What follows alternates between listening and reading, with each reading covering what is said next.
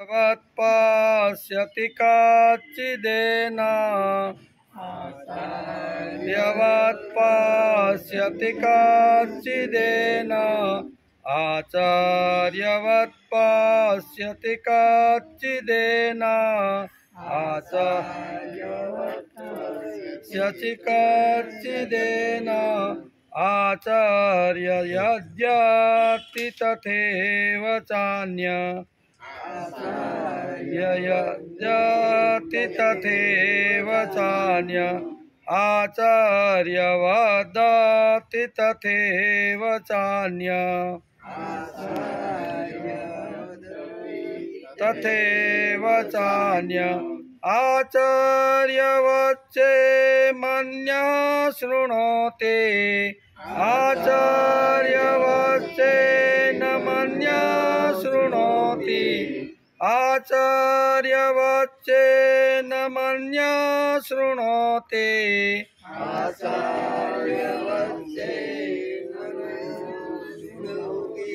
श्रुत्वापि न वेद न चैव कच्चित् श्रुत्वाप्यनेवेद न चैव कच्चित् श्रुत्वाप्ययेन्वेद न चैव कच्चित्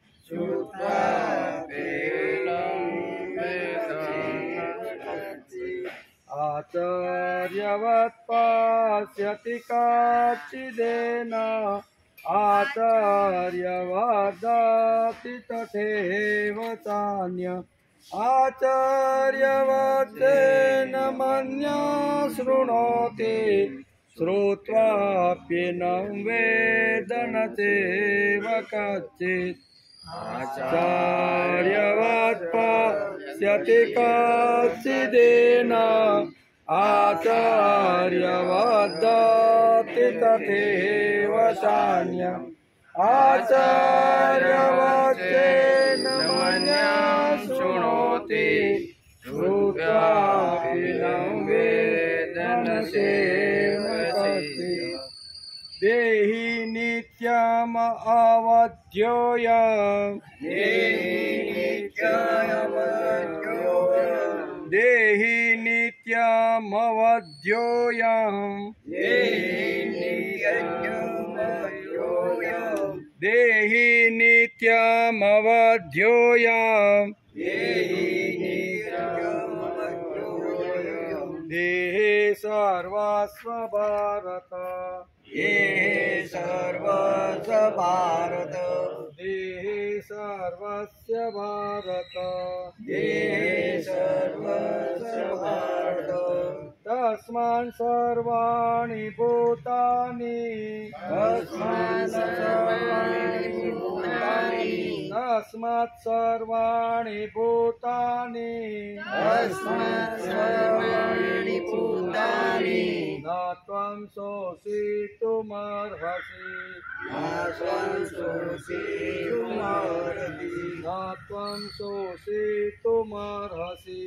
न त्वं शोषितुमर्हसि तस्मात् सर्वाणि भूतानि न त्वं शोषितुमर्हसि तस्मात् सर्वाणि भूतानि न त्वमेव शोषितुमर्हसि तस्मात् सर्वाणि भूतानि न त्वं शोषितुमर्हसि तस्मात् सर्वाणि भूतानि न त्वं शोषितुमर्हसि देहि नित्यम् अवध्योऽयम् देहे सर्वस्व भारत तस्मात् सर्वाणि भूतानि न त्वं शोषितुमर्हसि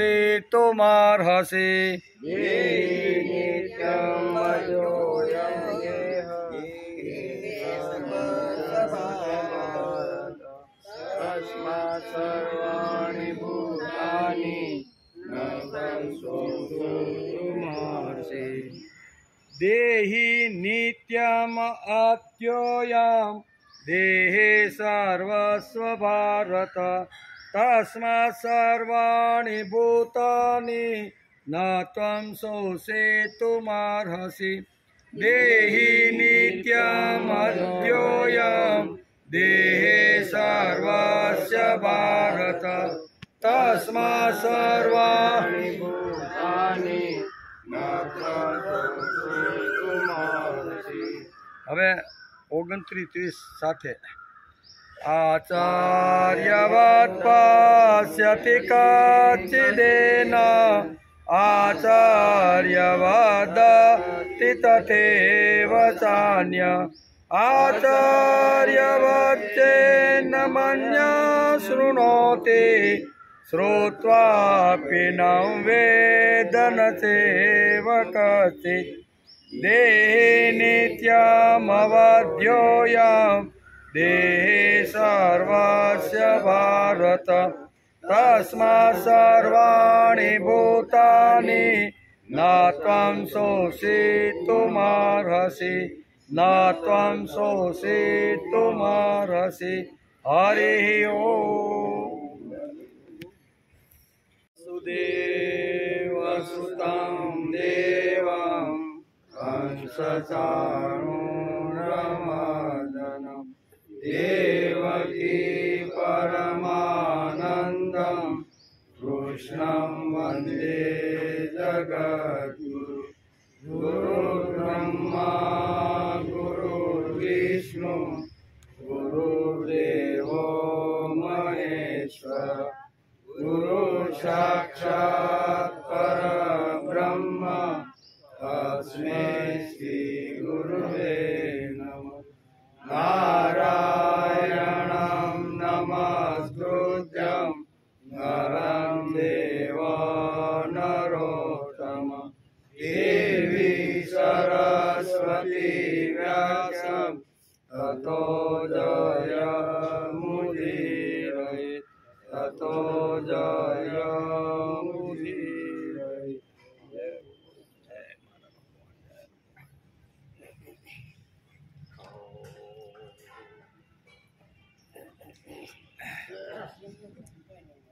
देहि नित्यम् अवध्योऽयं देहि सर्वस्य भारत तस्मात् सर्वाणि भूतानि न त्वं शोषितुमर्हसि। આજે શ્રીમદ ભગવદ્ ગીતા ચિંતન શરૂ થયું એનો 66મો દિવસ 86મો દિવસ છે। ગઈકાલે આપણે શ્રીમદ ભગવદ્ ગીતાના બીજા સાંખ્ય યોગના 29મા શ્લોકને નમસ્કાર કર્યા। કોઈ આ આત્માને આચાર્યની જેમ જુએ છે। 3 વાર આચાર્ય શબ્દ આ શ્લોકની અંદર આવે એને આપણે ગઈકાલે સમજવાનો પ્રયત્ન કર્યો અને તે જ રીતે બીજો કોઈ આનું આચાર્યની જેમ વર્ણન કરે છે તથા બીજો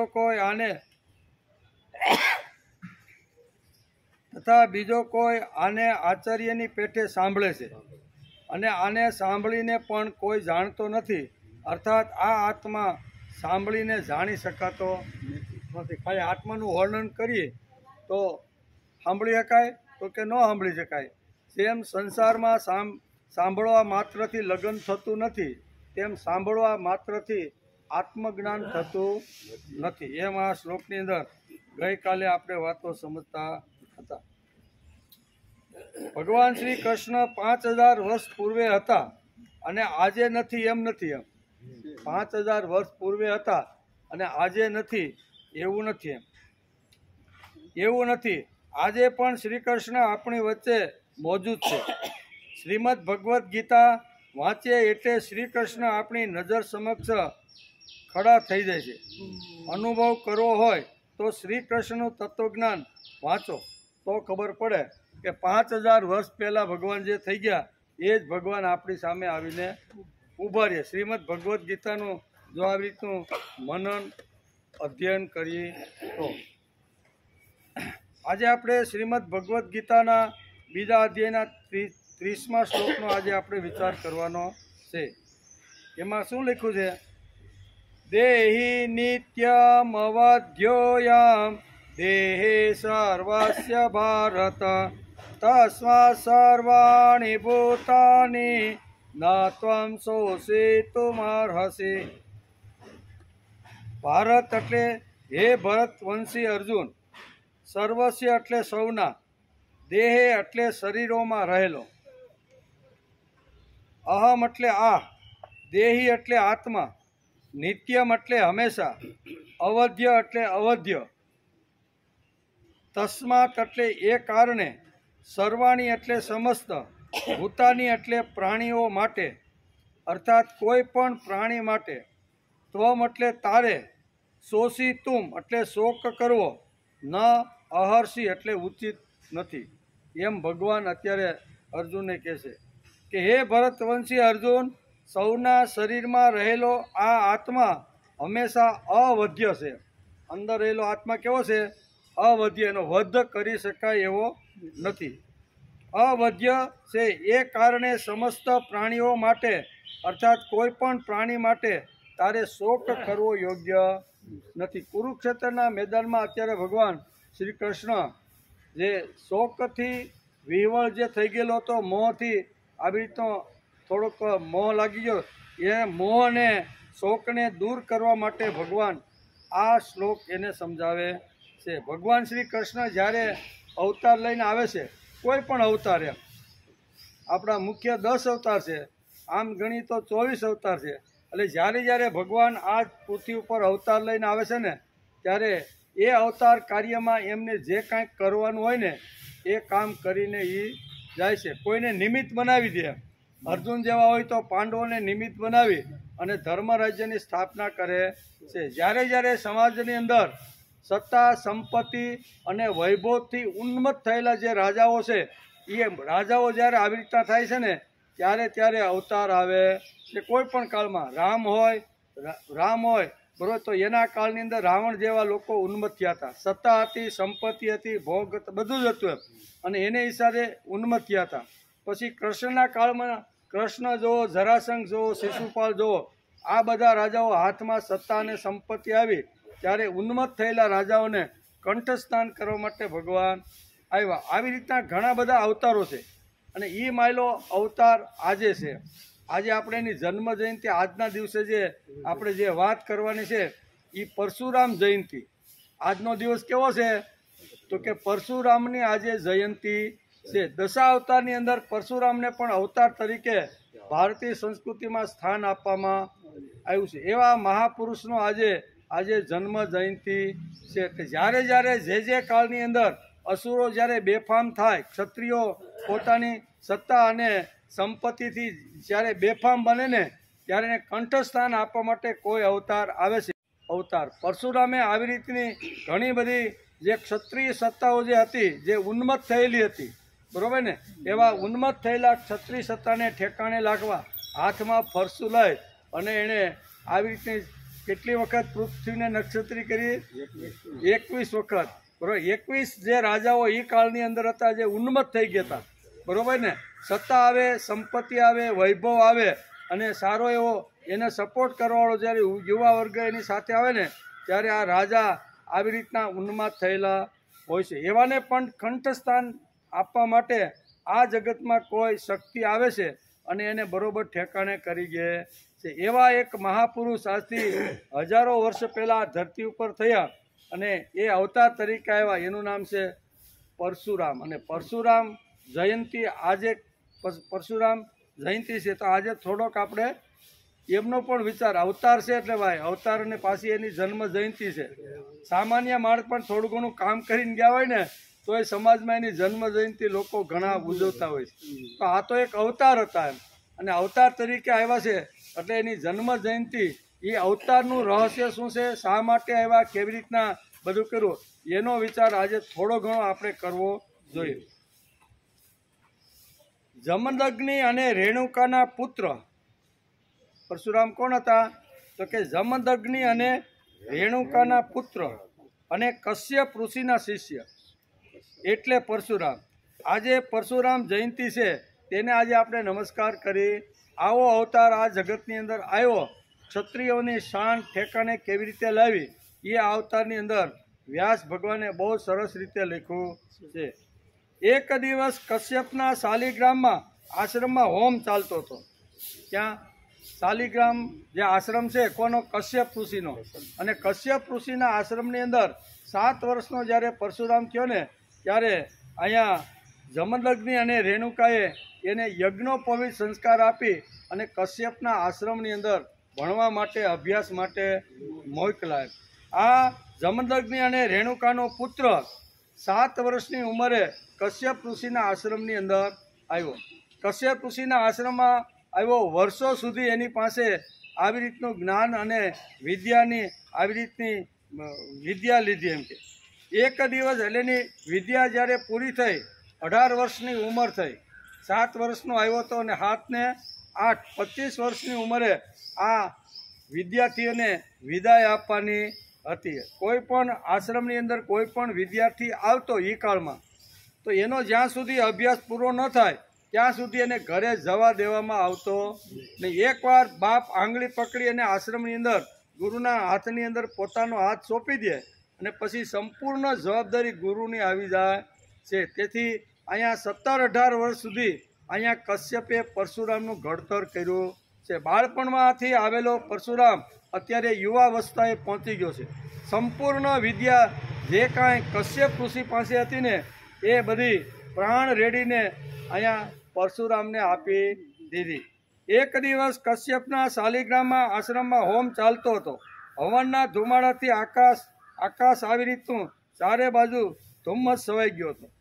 એટલે આ આશ્રમની અંદર ઘણા બધા વિદ્યાર્થીઓને આજે વિદાય આપવાની હતી ને વિદાય આપવાની હોય તે વખતે આવી રીતનો યજ્ઞ કરી અને પછી બાળકને ત્યાંથી છૂટો કરવામાં આવતો હતો. હોમ કરવા બેઠેલા લોકોમાં મોઢા ઉપર ફિકાશ હતી, આંખમાં આંસુ હતા. આશ્રમમાં તૈયાર થયેલી એક મહાશક્તિ મૂર્તિમંત તેજનો ગોળો આજે વિદાય લેવાનો હતો. આવો સરસ વિદ્યાર્થી, બરોબર ને, સંપૂર્ણ પરશુરામે કશ્યપ પાસેથી બધી જ વેદ વિદ્યા હોય, પછી કોઈ પણ પ્રકારની વિદ્યા હોય, ધનુર્વિદ્યા હોય, એ બધી જ વિદ્યા એણે કશ્યપ ઋષિ પાસેથી પ્રાપ્ત કરી લીધી. કશ્યપ ઋષિ કહે છે કે ભાઈ મારી પાસે જે કાંઈ હતું એ મેં આંતરડાનો પ્રેમ કરીને તારી સાથે બધો વ્યવહાર કરીને બધી વિદ્યા તને આપી દીધી. હવે મારી પાસે કશું જ આપવાનું નથી. તારી વિદ્યા અત્યારે પૂરી થાય છે એટલે હવે તારે આશ્રમ છોડી અને તારે તારા ઘરે જવાનું છે. અને એ વખતે આવી રીતનો યજ્ઞની અંદર હોમ હાલતો હતો. ચારે બાજુ આવી રીતના બધા આવી રીતના સ્વાહા કરીને આહુતિઓ આપતા હતા. પણ અહીંયા હોમ કરવા બેઠેલા લોકોના આંખમાં આંસુ હતા કે આવો એક જ્ઞાની, આવો એક તેજનો ગોળો, આવો એક સંપૂર્ણ રીતે ઘડતર કશ્યપ ઋષિએ જે કર્યું છે એ ગોળો આજે વિદાય લેવાનો હતો. એટલે બધાને એમ થાય કે પરશુરામ ન જાય તો સારું, આટલો હોશિયાર વિદ્યાર્થી હતો. એક મહાશક્તિ મૂર્તિમંત તેજનો વિદાય આપવાની હતી. કશ્યપના પગ પાસે બેસીને શિષ્ય પોતાને વિદાય આપવા માટે ના પાડતો હતો. કશ્યપ કહે છે કે ભાઈ તારો અભ્યાસ પૂર્ણ થઈ ગયો છે, 18 વર્ષથી તું અમારા તપોવનમાં આવી અને અમારી પાસે જે શક્તિ હતી એ પ્રમાણે તને વિદ્યા આપવાનો અમે પ્રયત્ન કર્યો છે. એટલે આજે તારે આશ્રમ છોડી અને તારા મા બાપને ત્યાં તારે ઘરે જવાનું છે. અને એ વખતે પરશુરામ કશ્યપના પગ પકડી અને આંસુડાની ધારે ગુરુને કહી રહ્યો હતો કે ગુરુ તમે મને તમારાથી છૂટો કરો નહીં. તમારાથી છૂટો કરશો તો મારા જીવનનો આવી રીતનું ઘણી બધી અગવડો ઊભી.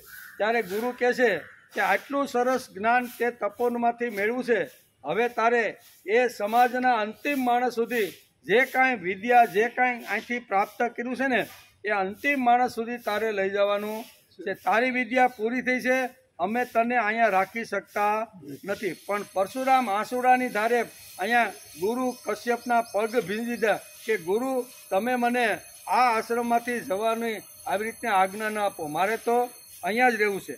કશ્યપના પગ પાસે બેસીને શિષ્ય પોતાને વિદાય આપવા માટે ના પાડતો હતો. વર્ષોના પ્રેમ પછી આ રીતે આશ્રમ છોડીને તે શિષ્યને જવાનું મન થતું નહોતું. એટલું ગુરુએ પ્રેમ, એટલો બધો ભાવ, એટલો બધો બધી જે જ્ઞાનની જે કાંઈ વાતો હતી ને એ કશ્યપ ઋષિએ પ્રાણ રેડીને અહીંયા પરશુરામને સમજાવવાનો પ્રયત્ન કર્યો. અને એટલો ભાવ ગુરુ આપતા તે પરશુરામને આશ્રમ છોડીને જવાનું મન થતું નહોતું. જમદગ્નિ અને રેણુકાએ 7 વર્ષે પોતાના બાળકને પોતાની પાસે ન રાખતા એણે કશ્યપ ઋષિના આશ્રમની અંદર અહીંયા યજ્ઞોપવિત આપીને અહીંયા આંગળી પકડીને અહીંયા જમદગ્નિ અહીં મૂકવા આવ્યા હતા. એને આજે 18 વર્ષ વીતી ગયા. કેટલા? 18 વર્ષથી છૂટો પડેલો, બાપથી છૂટો પડેલો જે દીકરો હતો એને પણ ઘરે જવાનું મન થતું નહોતું. શા માટે?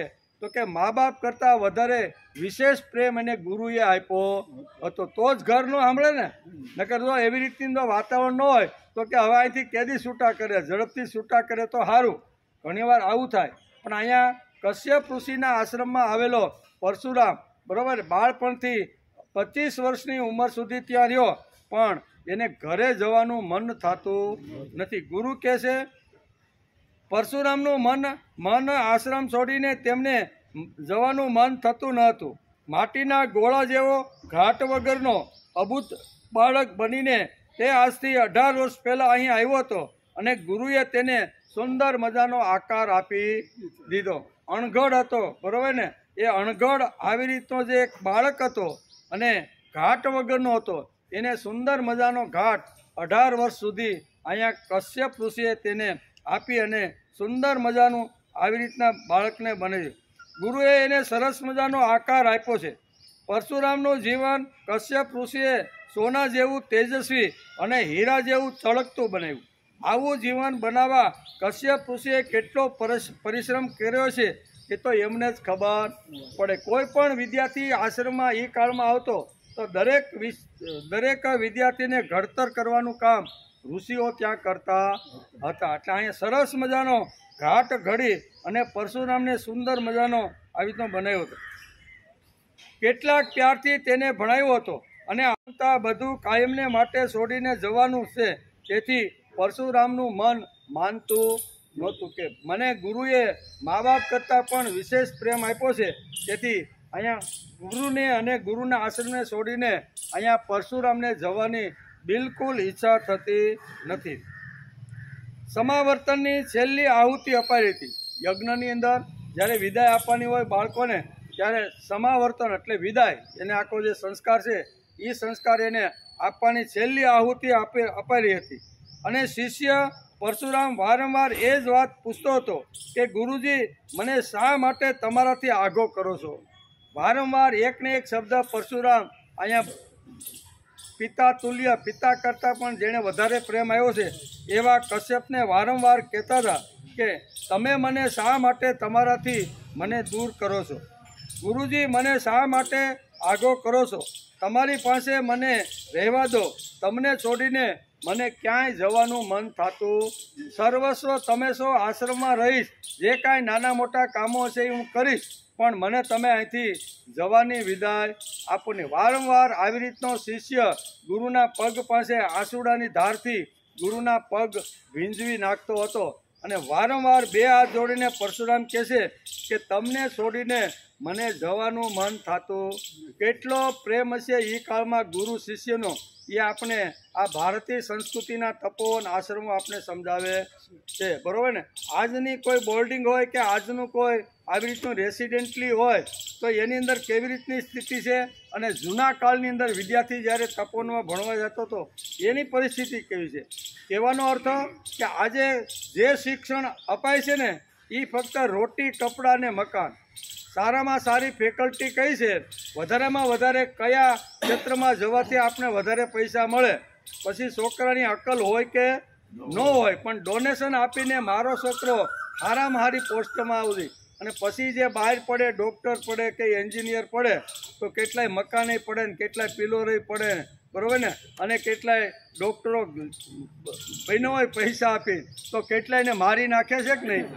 જૂના કાળની એક આ પદ્ધતિ હતી કે અહીંયા ગુરુના હાથની અંદર જે વખતે મા બાપ આંગળી સોંપવા આવે એ વખતે ગુરુને એના મા બાપ કહેતા કે આજથી આ મારું સંતાન મટીને આજથી તમારું સંતાન થાય છે. આની બુદ્ધિ, આની અક્કલ, આની હોશિયારી, આની જે સમજણ છે ને એ પ્રમાણે તમારે જે એને ઉપદેશ, જે કાંઈ જ્ઞાન કે જે કાંઈ વિદ્યા આપવાની હોય ને એ તમે આપજો. અને આજના કાળની અંદર બધું બદલી ગયું છે. આજનો તો પૈસાવાળો એમ કે અમારા છોકરાને તમારે ડૉક્ટર બનાવવાનો છે. કેટલું ડોનેશન?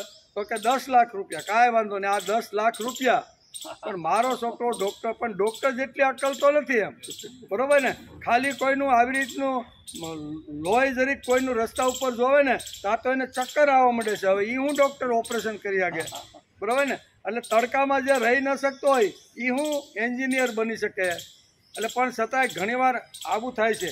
અહીંયા જૂના કાળમાં એક પદ્ધતિ હતી કે જેવી શક્તિ, જેવી સમજણ, જેવી આવડત છે ને એ પ્રમાણે તમે આનો ઘાટ ઘડજો. અને પરશુરામે એ જ પ્રમાણે એની હોશિયારી, એની અક્કલ, એની બુદ્ધિ પ્રમાણે 18 વર્ષ સુધી પરશુરામને ઘડવાનું કામ કશ્યપ ઋષિએ કર્યું છે, એવું અહીં કહે છે. અને આટલો પ્રેમ, આટલો ભાવ આપ્યો. એટલે વારંવાર જ્યારે ગુરુ એને વિદાય આપવાની વાત કરે છે ત્યારે સોધાર આંસુએ રડીને કહે છે, તમારાથી મને છૂટો કરો નહીં, તમને છોડીને મને ક્યાંય જવાનું મન થતું નથી. સમાવર્તનની સહેલી આહુતિ અપાતી હતી અને શિષ્ય પરશુરામ વારંવાર એ જ વાત પૂછતો હતો, ગુરુજી મને શા માટે આઘો કરો છો? તમારી પાસે મને રહેવા દો, તમને છોડીને મને ક્યાંય જવાનું મન થતું નથી. કશ્યપ ઋષિ કહેતા હતા કે બેટા, તારું કર્તૃત્વ આશ્રમની આ 4 દિવાલોમાં બાંધી રાખવાનું ન હોય.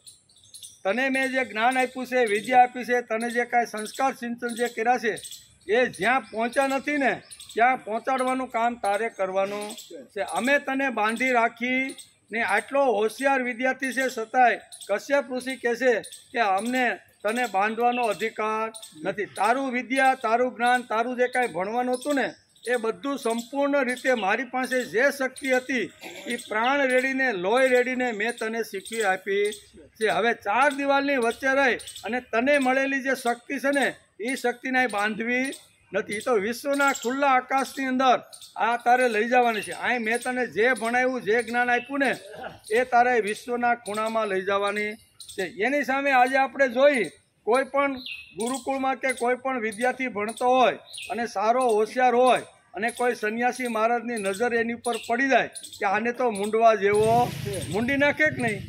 હારા વિદ્યાર્થીને, હારા આપણા જે છોકરા છે ને એ હોશિયાર વિદ્યાર્થીને મૂંડવાનું કામ ઘણી સંસ્થાઓ આજે સમાજમાં કરે છે. અહીંયા જુદું ચિત્ર જોવા મળે છે. નહીં તો ધારત તો કશ્યપ એમ કે કાંઈ વાંધો નહીં, તું અહીં રહેતો મને ઘણી રાહત, જે ઘણું બધું ભણાવવાનું હોય મારી જગ્યાએ તું ઘણું બધું કામ કરી શકે, એવી તારી શક્તિ, એવી તારી બુદ્ધિ, એવું તારું કર્તૃત્વ છે. પણ એમને શું કીધું કે આટલી મોટી શક્તિ જે આ આશ્રમની 4 દિવાલની વચ્ચે પડી રહે ને એ યોગ્ય નથી. આને તો ખુલ્લા આકાશની અંદર જ્યાં સદવિચારો પહોંચ્યા નથી, જ્યાં ભગવાનની વાતો પહોંચી નથી, જ્યાં ભગવાનની કીર્તિ પહોંચી નથી ને ત્યાં ભગવાનની કીર્તિ પહોંચાડવા માટે જ આ તારો તને મેં આ વિદ્યા ભણાવી છે, એમ કશ્યપ એને વારંવાર કહેતા હતા. કશ્યપ ઋષિ કહેતા હતા કે બેટા, તારું કર્તૃત્વ આશ્રમની આ 4 દિવાલોમાં બાંધી રાખવાનું ન હોય, તેની સુવાસ હવે બધે ફેલાવાની છે. ઊઠ, ઊભો થા. એમ કરી અને અહીંયા સમાવર્તનની શૈલી જ્યારે આહુતિઓ અપાતી હતી એ વખતે આંસુડાની ધારથી પરશુરામ જ્યારે અહીંયા ગુરુના પગ ભીંજોતો હતો ત્યારે 2 હાથ પકડી અને અહીંયા પરશુરામને કશ્યપ ઊભો કરે છે કે બેટા ઊભો થા, તને 4 દિવાલની વચ્ચે બાંધવા માટે મેં વિદ્યા ભણાવી નથી. તારે તો જગતમાં ફરવાનું છે. જ્યાં જ્યાં જેવી રીતની જરૂરિયાત હોય ને એ જરૂરિયાત તારે સમાજના અંતિમ માણસ સુધી લઈ જાવ. વિશ્વને તારી જરૂર છે. હું કીધું ઓલા તો ઠપકારી દે, ભાઈ તું રહી જ જા, તું સારી સેવા કરે, હોશિયાર છો ને એટલે અમારો પ્રચાર સારો કરશે. હું એનો પ્રચાર, ભગવાનનો પ્રચાર નહીં પણ કોનો? પોતાનો પ્રચાર કરવાનો. અહીંયા શ્રીમદ ભગવદ્ ગીતાની અંદર પણ જ્યારે જ્યારે અવતાર આવે છે એ અવતારોએ કેવી રીતના કામ કરવાને એ આગળ બધું યદા ધર્મ ચ ગ્લાનિમાં બધી વાતો 4થા અધ્યાયમાં આવવાની છે. પણ કહેવાનો અર્થ કે જે અવતાર આવે છે ને એ અવતાર શા માટે આવે છે એ પહેલી વાત તો આપણે સમજી લેવું જોઈએ. પરિત્રાણાય સાધુનામ વિનાશાય ચ દુષ્કૃતામ. અવતારનું મુખ્ય કારણ આ છે કે જ્યારે પવિત્ર લોકો, સારા લોકો, સજ્જન લોકો, સાત્વિક લોકો, નીતિમત્તાવાળા જે લોકો છે એ જ્યારે પ્રભુનું કામ હાથમાં લઈ અને સમાજની અંદર અંતિમ માણસ સુધી જ્યારે ફરતા હોય અને એની વાત કોઈ માનવા માટે તૈયાર ન થાય ત્યારે ઘણીવાર આવા જે ભક્ત લોકો હોય છે અથવા સાત્વિક લોકો હોય છે, પવિત્ર લોકો હોય, એને ક્યારેક નિરાશા આવી જાય છે કે અમારું ગાંઠનું ટિફિન, ગાંઠનો રોટલો, ગાંઠનું ટિકિટ ભાડું અને ગાંઠના આવી રીતના પૈસા ખર્ચીને સમય કાઢીને અમે આવી છીએ અને આવી સરસ ગીતાની વાતો સાંભળવા માટે કોઈ અમારી પાસે બેસતું નથી. ઘણીવાર આવી રીતનું સમાજની અંદર ઘણા લોકોને ઘણી રીતે જે સાત્વિક વૃત્તિના પ્રભુનું જે કામ કરે છે ને એવા લોકોને ઘણીવાર નિરાશા આવે, એને ઘણીવાર થકાવટ આવે, એને કાંઈ લેના દેના બંધે ફિર બી આનંદે આવી પ્રવૃત્તિ અમે કરી છે, પણ લોકો આ વિચારો સાંભળવા માટે તૈયાર નથી. ત્યારે થોડુંક આવી રીતનું થાય ત્યારે ભગવાન એને અહીંયા પરિત્રાણાય સાધુનામ વિનાશાય આવો શબ્દ, એટલે આવા જે પવિત્ર માણસો છે એને ઉત્સાહ, સ્ફૂર્તિ અને ચૈતન્ય આપવા માટે ભગવાન આવે છે. એટલે અહીંયા પરશુરામ એક અવતાર છે, કશ્યપ ઋષિનો શિષ્ય છે, જમદગ્નિ અને રેણુકાનો પુત્ર છે. આવો પરશુરામ અત્યારે વિદાય લેવા માટે અહીંયા કશ્યપને વારંવાર ના પાડી રહ્યો છે કે તમને છોડીને મને જવાનું મન થતું નથી. ત્યારે કહે છે કે મારા આશ્રમ કરતાં આખા વિશ્વને તારે વધારે જરૂર છે, મારે તને બાંધી રાખવો નથી, આખા વિશ્વને જરૂર છે. આંસુ લૂસી નાખ અને તારા પુરુષાર્થથી આખા વિશ્વને શાંતિનો રાહ દેખાડ. કશ્યપ ઋષિ એના શિષ્ય પરશુરામને કહે છે કે આખા વિશ્વને તારા જીવનથી, તારા ચરિત્રથી, તારા કર્તૃત્વથી તારે આ જગતને એક નવો રસ્તો, નવો રાહ તારે દેખાડવાનો છે એમ કે. કશ્યપ ઋષિ પાસેથી વિદ્યાલય તેમના માર્ગદર્શન નીચે ભગવાન શંકરને પ્રસન્ન કરી વેદ વિદ્યા, શસ્ત્ર વિદ્યા, મંત્ર વિદ્યા જેણે પ્રાપ્ત કરી છે તેવો મહાન તેજસ્વી પરાક્રમી શિષ્ય આશ્રમમાંથી વિદાય લેતો હતો અને પ્રત્યેકની આંખમાં આંસુ હતા, પ્રત્યેકની આંખની અંદર આંસુ હતા. કેવો વિદ્યાર્થી હતો તો આ વર્ણન કરે છે કે શંકર ભગવાનને પ્રસન્ન જેણે કર્યા છે તે, વેદ વિદ્યા જેણે ગ્રહણ કરી છે તે, શસ્ત્ર અને શાસ્ત્ર જેણે સંપૂર્ણ કશ્યપ ઋષિના આશ્રમમાંથી અભ્યાસ કરી લીધો છે તે, મંત્ર વિદ્યા ભણી છે તેવો મહાન તેજસ્વી પરાક્રમી શિષ્ય આશ્રમમાંથી વિદાય લઈ રહ્યો હતો. અને ત્યારે આશ્રમના દરેક જે વિદ્યાર્થીઓ અને એ વખતના વાનપ્રસ્થી અને ગુરુઓ હતા બધાની આંખની અંદર આંસુ હતા. આવો હોશિયાર, આવો વેદ વિદ્યા અને શસ્ત્ર વિદ્યા જે જાણે છે તે એટલું જ નહીં પણ મંત્ર દ્રષ્ટા જે છે ને આવો એક યુવાન 25 વર્ષની ઉંમરે આ આશ્રમ છોડીને અત્યારે જઈ રહ્યો છે. તેથી આશ્રમના દરેક લોકો જે ત્યાં હતા એ બધાની આંખની અંદર આંસુ હતા. ફરી પરશુરામ કહે છે કે મારે જવું નથી, પણ તમારી આજ્ઞા છે, તમે જવાનું કહો છો માટે આશ્રમ છોડીને હું જાઉં છું. મને જવાની તો બિલકુલ ઈચ્છા નથી, જવાની ઈચ્છા તમને છોડીને, આશ્રમ છોડીને મને જવાની બિલકુલ ઈચ્છા નથી, પણ તમે વારંવાર મને કહો છો કે આ જગતને તારી જરૂર છે. આ 4 દિવાલ વચ્ચે મેં તને જે શસ્ત્ર વિદ્યા, મંત્ર વિદ્યા, વેદ વિદ્યા, જે કાંઈ પરાક્રમની વાતો મેં તને શીખવાડી છે એ તારે અંતિમ માણસ સુધી લઈ જવાની છે. 4 દિવાલની અંદર બાંધી અને મારે તને આવી રીતનો લઘુ બનાવવો નથી, મારે તો ગુરુ તને બનાવવાનો છે. એટલે તારે આ જગતને આજે તારા જ્ઞાનની ખૂબ જ જરૂર છે. એમ કરી અને જ્યારે અહીંયા કશ્યપ ઋષિ જ્યારે કહેશે ત્યારે પરશુરામ કહેશે કે તમે કહેશો તેથી હું જઈશ, પણ મને ઈચ્છા તો થતી નથી એમ કે. આશ્રમ પડી રહેવા માટે આ જ્યોત નિર્માણ થઈ નથી. કેવી આટલી દિવ્ય, આટલી તેજસ્વી, આટલી ભવ્ય જે શક્તિ છે અને કશ્યપ ઋષિએ જેનો ઘાટ ઘડ્યો છે, બરોબર ને. શરૂઆતમાં આવ્યો ત્યારે કેવો હતો તો કે ગારાના પિંડા જેવો હતો, કોઈ પણ પ્રકારનું હતું નહીં, પણ ઋષિએ ખૂબ સરસ મજાનો ઘાટ ઘડ્યો છે. અને તેથી કહે છે કે આટલો ઘાટ ઘડાયેલો હીરાની જેમ ચમકતો અને સોનાની જેમ ચળકતો રહેલો જે આ તેજ છે એ તેજને મારે બાંધી રાખવું નથી. આને તો જગતની જરૂર છે, તેથી કોઈ પણ હિસાબે તારે જવું જોઈએ. આશ્રમમાં પડી રહેવા માટે આ જ્યોત નિર્માણ થઈ નથી, જગતને તારા પ્રકાશની જરૂર છે. તે અહીંયા જે કાંઈ વિદ્યા, જ્ઞાન, જે કાંઈ તપસ્યા કરીને જે કાંઈ પ્રાપ્ત કર્યું છે ને એ જગતને જરૂર છે. કહી કશ્યપે પરશુરામની પીઠ પર હાથ ફેર્યો અને તેને સાંત્વન આપ્યું. તારે જવું તો પડશે. તારી વિદ્યા, તારું જે કાંઈ ભણતર છે ને, એ ભણતર અહીંયા પૂર્ણ થઈ ગયું છે. 18 વર્ષથી મા બાપથી તું છૂટો પડ્યો છો. આજે તારા માતા પિતા પણ કાગ રાહ જોતા છે કે મારો દીકરો હમણાં થોડાક સમયની અંદર વિદ્યા પૂરી કરીને આવશે. એટલે જેમ વિશ્વને પણ જેમ જરૂર છે એમ તારા મા બાપને પણ તારી જરૂર છે. એટલે તારે જવું તો પડશે જ. એટલે કે કશ્યપ ઋષિએ કહ્યું કે ઉઠ, ઊભો થા, પ્રભુનું કાર્ય કર. જેના હાથમાં પરશુ છે તે લોક પ્રસિદ્ધ પામેલો ભગવાનનો અવતાર ગણાયો, તે એટલે પરશુરામ. અને આજે પરશુરામ જયંતિ છે, તેથી પરશુરામને પણ આજે આપણે કોણ, કેવી રીતની વિદ્યા પ્રાપ્ત કરી, વિદ્યા પ્રાપ્ત કર્યા પછી એના જીવનની અંદર અને કેવી રીતની ઘટનાઓ ઘટી છે એનું સુંદર મજાનું વર્ણન પાંડુરંગ શાસ્ત્રીએ ઋષિ સ્મરણની અંદર પુસ્તક છે આખું દાદાના પ્રવચન. એ કોઈએ વાંચ્યું છે અથવા સાંભળ્યું છે તો એની અંદર આ સુંદર મજાની આખી પરશુરામ ચરિત્રની દાદાએ વાત કરેલી છે. અને પરશુરામ જયંતિ આજે છે એટલે યોગાનુયોગ આપણે આ અવતારને પણ આજે આપણે નમસ્કાર કરી લેવા જોઈએ.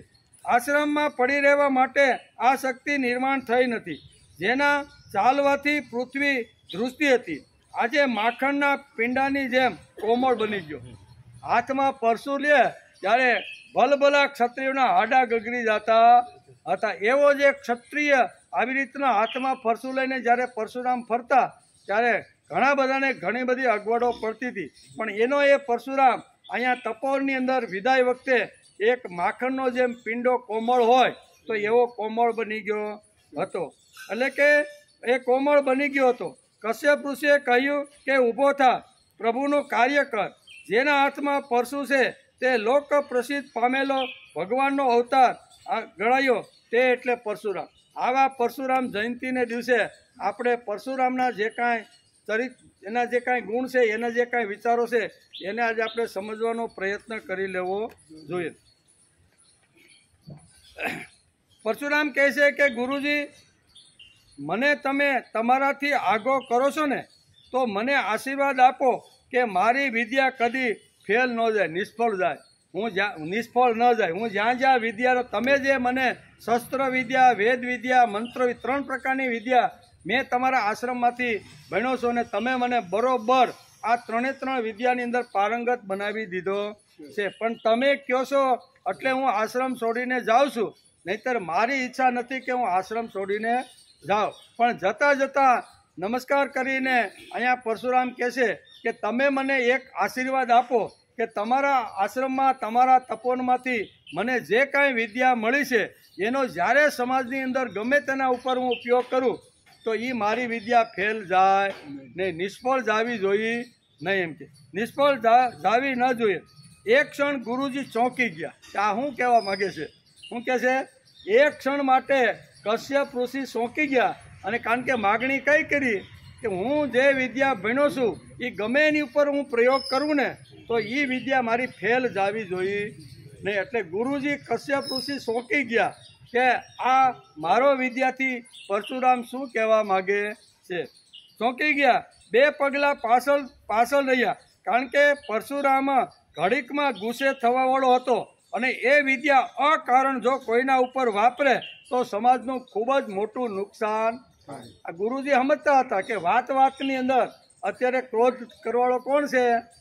પરશુરામ. વાતમાં ક્રોધ, કાંઈ નાની એવી આવી વાત આવે તો સીધો એનો ક્રોધ આકાશે આંબી જાતો. એટલે માગણી કરી કે તમારી પાસેથી ભણેલી જે વિદ્યા છે એ વિદ્યા મારી નિષ્ફળ ન જાય. ત્યારે કશ્યપ ઋષિ ચોંકી ગયા, 2 ડગલા પાછળ ભર્યા અને એણે વિચાર કર્યો કે આને જો આશીર્વાદ આપું ને તો કદાચ ન વાપરવાની જગ્યાએ આ જો વાપરશે ને તો સમાજની અંદર ઘણું બધું નુકસાન થશે. એમ કે આવેશમાં કંઈ પગલું ભરી લેશે તો હું આશીર્વાદ આપું કે હા જા, મેં આપેલી વિદ્યા ક્યારે નિષ્ફળ જશે નહીં. અને આવેશમાં આવી અને પરશુરામ જો કોઈના ઉપર આવી રીતની અજમાવશે તો અને તેની વિદ્યા હંમેશની સફળ બનવાની હોય તો નૈસર્ગિક કોઈને અન્યાય થઈ જશે. બરોબર ને? ક્રોધમાં આવીને કદાચ કોઈ આવી રીતના ઉપર વિદ્યા કરે તો એની જે વિદ્યા છે ને એ અન્યાય થઈ જશે. જાત કરતાં પણ જેના ઉપર વિશેષ પ્રેમ છે તેવા યોગ્ય શિષ્યને તે ના કેમ પણ પાડી શકે?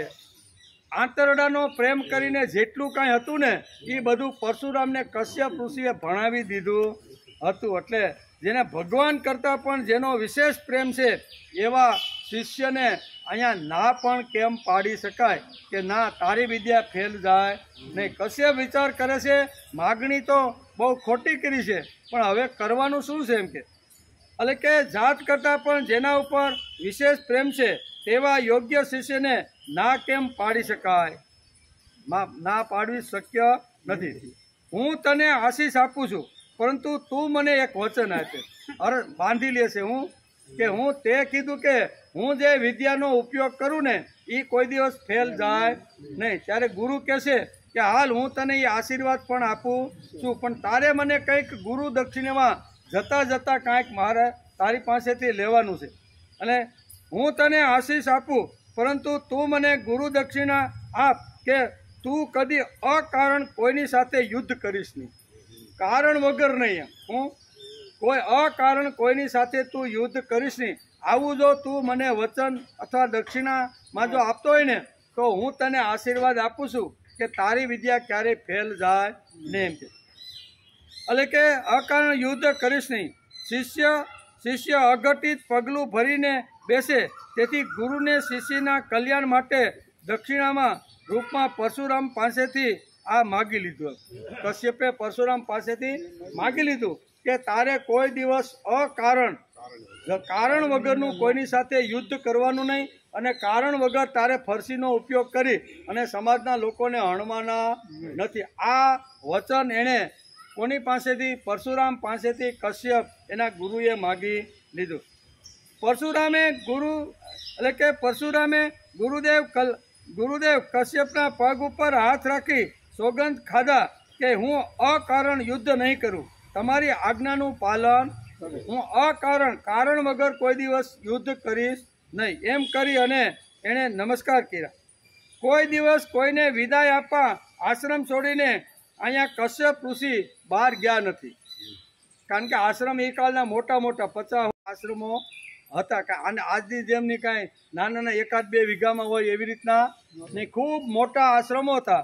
અને એ આશ્રમમાં જ્યારે દર વર્ષે વિદ્યાર્થીને વિદાય આપવાનું હોય ને ત્યારે કશ્યપ ઋષિ આશ્રમ છોડીને કોઈ દિવસ ડેલા સુધી અથવા ઝાપા સુધી એને વળાવવા માટે ક્યારેય અત્યાર સુધીમાં ગયા નથી. પણ આ તેજનો ગોળો અત્યારે આશ્રમ છોડીને જઈ રહ્યો છે, તેથી કશ્યપે નક્કી કર્યું કે આને મારે ઠેઠ ગેટ સુધી, દરવાજા સુધી મારે મારા શિષ્યને વળાવવા માટે જવાનો છે.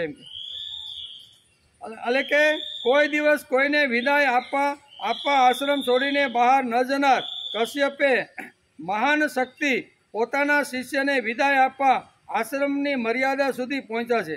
આશ્રમવાસીઓએ પણ ગુરુ શિષ્યને એકાંત મળે તેથી બધા પાછા વળી ગયા, અને કશ્યપ અને પરશુરામ દૂર સુધી જ્યાં આશ્રમનો ગેટ દરવાજો હતો ત્યાં સુધી એને વળાવવા માટે જાય છે. અત્યાર સુધી કોઈ દિવસ કોઈને વળાવવા માટે ગયા નહોતા, પણ આ એક ઘટના એવી બની કે આવો તેજનો ગોળો, બરાબર, આવો શક્તિશાળી વિદ્યાર્થી જો આશ્રમ છોડીને જાય તો મારે તેને એન્ડ સુધી વળાવવા જવો જોઈએ. પરશુરામે પાછા ગુરુ કશ્યપના પગ પકડ્યા. દરવાજો આવી ગયો, ઝાપો આવી ગયો. એક બાજુ અહીંયા કશ્યપ છે, એક બાજુ અહીંયા પરશુરામ છે. જતા અહીંયા પરશુરામે અહીંયા કશ્યપ ઋષિના પગ પકડી લીધા અને કીધું, હે ગુરુજી, હું આ આશ્રમમાં પાછો ક્યારે આવું? તમે મને કહો તો ખરા. કારણ કે જ્યાં 18 વર્ષ સુધી તમે ભાવ આપ્યો, પ્રેમ આપ્યો, મારા માટે આંતરડાનું આવી રીતનું ઘણું કરીને મને વિદ્યા શીખવાડી છે, તો આ આશ્રમ ઉપર મને ઘણી મમત્વ છે, મારો મોહ છે, તો હું આ આશ્રમમાં ફરીથી ક્યારે આવું? આવો પ્રશ્ન પરશુરામે અહીંયા ગુરુ કશ્યપને પૂછ્યો. ત્યારે અહીંયા ગુરુ કહે છે, પરશુરામ, તારાથી હવે પાછા આ આશ્રમમાં ન હોય. હું હવે પૂરું, તારો અને મારો આશ્રમ સાથેનો જે સંબંધ છે ને એ સંબંધ આજથી પૂરો છે. હે પરશુરામ, તારાથી હવે પાછા આશ્રમમાં ન અવાય, પણ તમારા દર્શન કરવા હોય તો તમને જોવાનું મન થાય તો અહીંયા પરશુરામ પાછા કશ્યપને કહે છે કે હું તમારા આશ્રમમાં ક્યારે આવું? તો કે હવે આ આશ્રમમાં તારે આવવાનો નથી. તો કે મને દર્શન કરવાનું મન થાય, તમને નમસ્કાર કરવાનું મન થાય, તમને જોવાનું મન થાય, તો મારે શું કરવાનું? આવો પ્રશ્ન પરશુરામ અહીંયા બંનેની વિદાય વખતે આંસુડા પાડીને ગુરુના પગની અંદર આ કહેશે. ત્યારે ગુરુ કહેશે કે તારે હવે આ આશ્રમમાં ક્યારેય પગ મૂકવાનો નથી. એમ પરશુરામ મારાથી હવે આ આશ્રમમાં એટલે કે પરશુરામ તારાથી હવે આ આશ્રમમાં ન અવાય, પણ તમારા દર્શન કરવા હોય તો તમને જોવાનું મન થાય તો? કશ્યપ ઋષિએ કહ્યું કે બેટા, જોવાનું મન થાય તો હૃદયમાં મૂર્તિ નજર સામે લાવી અને તું મારા દર્શન કરી શકે છે. તારે અહીંયા આવવાની જરૂર નથી. ઘરે મારી કદાચ પ્રતિકૃતિ હોય અથવા તારા મનની અંદર મારી છબી જો ફિટ થઈ ગઈ હોય ને, તો જે વખતે તને ગુરુને અથવા મને જોવાનું મન થાય, આશ્રમને જોવાનું મન થાય ને, ત્યારે ધ્યાન ધરી અને ત્યારે આ તારે કરી લેવાનું. એટલે કે કશ્યપે કહ્યું કે બેટા, જોવાનું મન થાય તો હૃદયમાં મૂર્તિ નજર સામે લાવી જોતા રહેવાનું, પણ તને તે જ રીતે યાદ, હું પણ તને તે જ રીતે યાદ કરી. આવો હોશિયાર વિદ્યાર્થી જ્યારે તપોવન છોડીને જાય ત્યારે ગુરુ શિષ્યનો અહીં સુંદર મજાનો સંવાદ ચાલે છે. સંવાદની અંદર બંને એકબીજાને કહે છે, એકાબીજાને જોવાનું, મળવાનું અથવા દર્શન કરવાનું થાય તો શું કરવાનું? ત્યારે ગુરુ કહે છે કે મારી પ્રતિકૃતિ તારા મનમાં ફિટ કરી અને જ્યારે તને મને જોવાનું મન થાય ને, ત્યારે ચિત્તથી તારે મારું ધ્યાન ધરી લેવાનું, જોતા રહેવાનું. હું પણ તને તે જ રીતે યાદ કરીશ. કશ્યપ શું કહે છે પરશુરામને? હું પણ તને તે જ રીતે યાદ. ઊઠ, ઊભો થા, હવે જવાનું ઘણું મોડું થઈ ગયું છે. આમ કરી અને દરવાજાની બહાર, ઝાપાની બહાર અહીંયા કશ્યપ ઋષિ અત્યાર સુધી કોઈને વિદાય આપવા માટે ઉઠીને ગયા નથી, પણ એમણે વિદાય આપવા માટે અહીંયા સુધી આવ્યા છે. તપ, સ્વાધ્યાય, નિરત કશ્યપે પાછા આશ્રમમાં ફર્યા.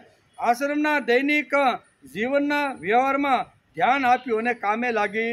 જે કાંઈ ભણાવવાનું, જે કાંઈ છોકરાને સલાહ સૂચન જે કાંઈ આપવાનું હતું ને, પરશુરામને વિદાય આપીને સીધા એ કામે લાગી ગયા છે. આશ્રમના દૈનિક જીવન વ્યવહારમાં એ કામે લાગી ગયા છે. એની અંદર ધ્યાન આપવાની શરૂઆત કરી. શાંતિથી પોતાનું લખવાનું જે કાર્ય હતું તે તેમણે શરૂ કરી દીધું અને આ કામ કરતાં કરતાં વર્ષોના વર્ષો વીતી ગયા. બરોબર. અને કર્મ કોઈએ છોડવાનું નથી. કોઈ પણ ગમે તે આ ધરતી ઉપર કોઈ પણ માનવ જન્મ લઈને આવે ને, તો પોતાએ નિયત કરેલા જે કર્મો છે ને, એ કર્મો ક્યારેય છોડવાના નથી. કશ્યપે શું કર્યું? એનું કર્તવ્ય હતું લખવાનું. એનું કર્તવ્ય હતું તે તપોવનમાં વિદ્યાર્થીઓ આવે એને સરસ મજાના વિદ્યાનું દાન કરો. આ કામની અંદર અહીંયા કશ્યપ લાગી ગયા છે. એક દિવસ, હવે વર્ષોના વર્ષો વીતી ગયા. કેટલા? વાર્તા તો અહીંયા ઉપનિષદ કહેવાય, વેદોની અંદર સુંદર મજાનું આ પરશુરામનું વર્ણન કરવામાં આવ્યું છે. બરાબર. તો એની અંદર વર્ષોના વર્ષો વીતી ગયા. આશ્રમની અંદર કશ્યપ રહે અને સરસ મજાનું જે કાંઈ એનું કર્તવ્ય હતું એ સારી રીતે કર્તવ્ય બજાવે છે. શાંતિથી એક દિવસ એક વૃક્ષની નીચે શાંતિથી પ્રભુનું સ્મરણ કરતાં કરતાં કશ્યપ ઋષિ બેઠા.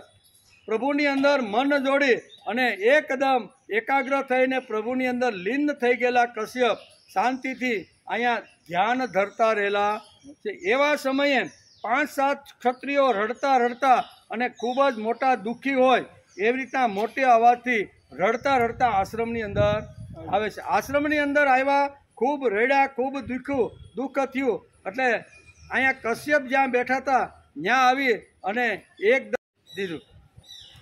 એક દિવસ વૃદ્ધ કશ્યપ ઋષિ ઝાડ નીચે તપસ્યા કરતા હતા. તે વખતે લોહીથી ખરડાયેલા વસ્ત્રોવાળા 5-6 ક્ષત્રિયો તેમની પાસે આવી અને ધ્રુસકે રડવા. કેટલા વર્ષોના વર્ષો વીતી ગયા અને એક દિવસ ઋષિ તપસ્યા એટલે કે ધ્યાન ધરી અને ભક્તિ કરતા હતા. એવા સમયે લોહીથી ખરડાયેલા, કેવા? એના જે વસ્ત્રો હતા ને, 5-6 ક્ષત્રિયો લોહીથી ખરડાયેલા વસ્ત્રો સાથે અહીંયા રડતા ધ્રુસકે રડતા જ્યાં કશ્યપ ઋષિ તપસ્યા કરતા હતા એ ઝાડ પાસે આવીને ઊભા રહી ગયા. તમોને એટલે કે તેમાંનો વિતિહોત્ર નામનો ક્ષત્રિય આગળ આવ્યો. એક એમાં 5 હતા, એમાં એક થોડોક મજબૂત માણસ હશે એટલે એણે હિંમત કરી અને કશ્યપ ઋષિની પાસે આગળ આવ્યો.